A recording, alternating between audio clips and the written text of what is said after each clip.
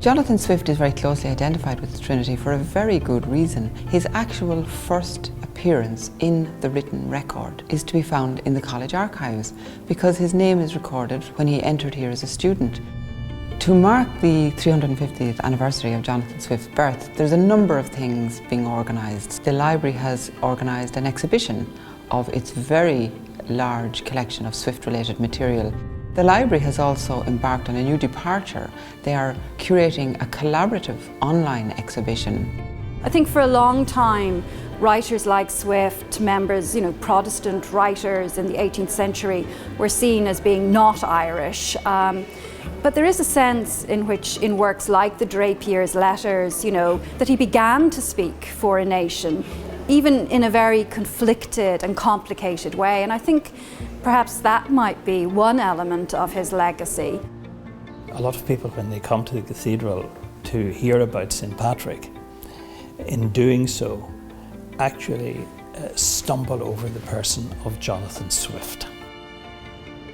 Swift would have been a regular visitor to the library, but when his library was sold off after his death, a number of the books were bought directly and then later indirectly.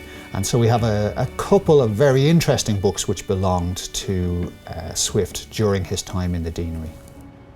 When Stella was being buried, and he was so grief-stricken, of course, at Stella's death, that he was unable to attend her funeral. We know that Stella was the most important person in Swift's life. It's said that he took such an interest in Stella's education and in moulding her that their handwritings are actually very, very similar. It's impossible to talk about Swift without mentioning Gulliver's Travels, which belongs not just to Ireland but to world literature. But I think there's a sense in which the work resonates very strongly today because after all, Gulliver is somebody who is never at home. He's always going on voyages. He never quite belongs, and at the end he's totally alienated. And I think in a world of movement and dispossession, there's a great deal of resonance there.